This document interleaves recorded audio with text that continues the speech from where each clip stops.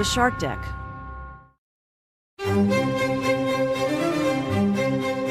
Hello and welcome to Palace Intrigue. I am your host, Mark Francis. So who is copying who? Royal fans are looking at the styles of Kate and Meghan.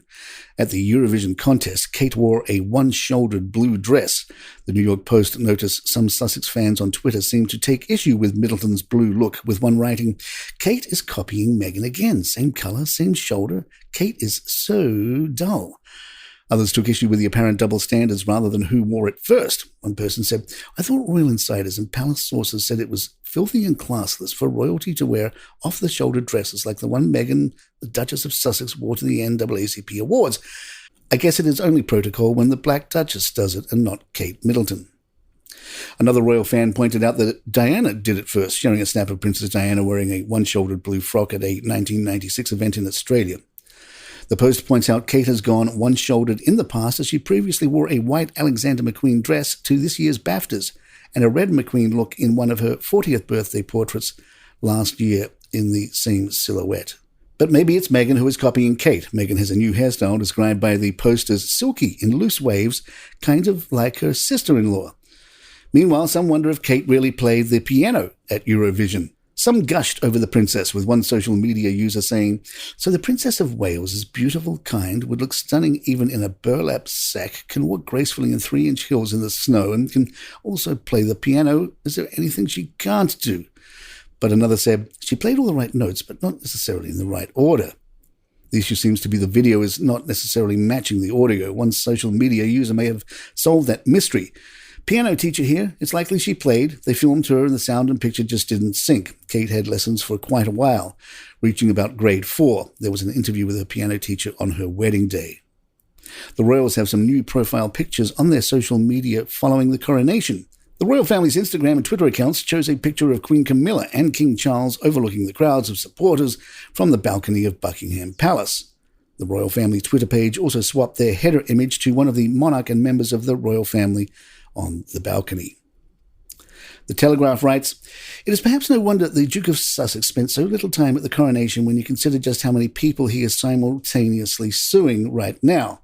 On Tuesday, the Duke's lawyers were back in High Court, this time arguing it was wrong for the Home Office to deny him the right to pay privately for his Metropolitan Police bodyguards when he is back in the UK. The case is one of 5 the father of 2 is pursuing through civil court in London. While his lawyers were arguing the toss with the Home Office in one courtroom, Harry's barrister David Sherborne was appearing in another, continuing to lead his case against Mirror Group newspapers for unlawful information gathering, including phone hacking. Meanwhile, the Duke is also suing News Group newspapers for unlawful information gathering. Harry is also suing Associated Newspapers Limited for illegal information gathering and for publishing what he claims was a libelous story about his case against the Home Office in February 2022 under the headline, "Exclusive How Prince Harry Tried to Keep His Legal Fight with Government Over Police Bodyguards a Secret." Then, just minutes after the story broke, his PR machine tried to put a positive spin on the dispute. All 5 cases are ongoing, and it is not known when they will conclude or what the outcomes will be. While the gossip aspect of that is all fun and well, the Telegraph took a look at the monetary implications.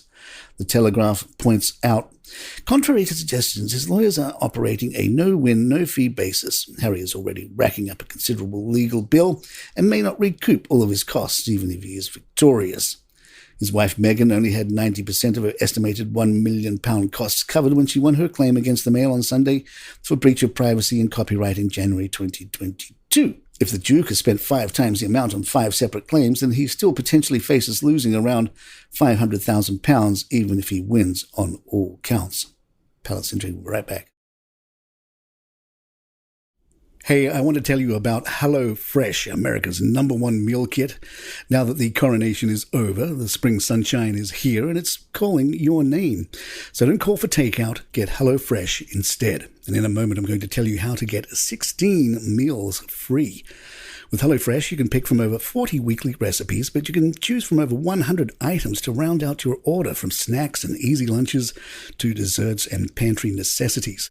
So I got a chance to try the Santa Fe pork tacos with Monterey Jack and lime slaw the other night.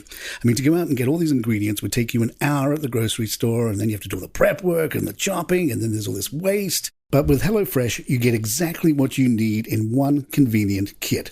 It took about 15 minutes to make and super delicious. You can even control the spice if you like them a little hotter. Delicious. So right now, you can get 16 free meals when you go to HelloFresh.com and use the code PALACE16. It's PALACE16. That's because, we're Palace Intrigue and it's 16 free meals. HelloFresh.com, code PALACE16, and you'll also get free shipping. It doesn't get any easier. HelloFresh.com and use the code PALACE16. And we here at Palace Intrigue thank you for supporting our sponsors. Listening to all these going-ons with the royals just makes me want to grab a glass of wine. And thanks to First Leaf, I've always got a quality bottle on hand. Stay with me and I'll tell you how to save 50% on your first order at tryfirstleaf.com. First Leaf is a wine subscription service. See, I don't know much about picking the right wine, so it always takes time to find something I like, and it's a waste of time and money. So with First Leaf, just go online, answer some easy questions about flavors and tastes you like, and in about 5 minutes, you've created your own personalized wine profile. Then your First Leaf personal wine concierge creates a custom package, and this hand-selected delivery arrives at your door within a few days. It's cheaper and easier than going to the store. And I have now found a delicious South Australian Shiraz that I love. In fact, I may just order some more now. It's great to reconnect with friends and family over bottles of First Leaf wine, and I'll bet you'll feel that way too. So give First Leaf a try. Head over to tryfirstleaf.com/palace to sign up and save 50% on your first 6 hand-curated bottles plus free shipping.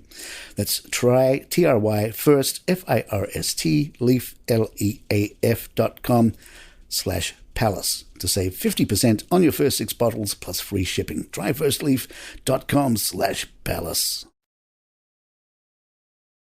Kate was not late. Remember that story about Kate and William running a little late for the coronation, slightly frustrating the king?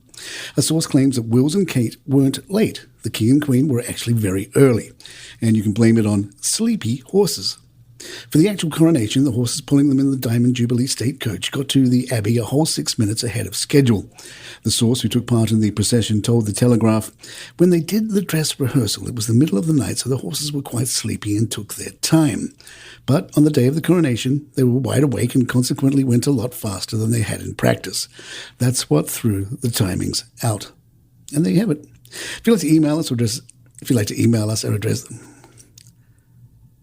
And there you have it. If you'd like to email us, our address is thepalaceintrigue@gmail.com. Please follow us on Spotify, iTunes, Google Podcasts, YouTube, or your favorite app of choice. I'm Mark Francis. My thanks to John McDermott. This is Palace Intrigue, and good times.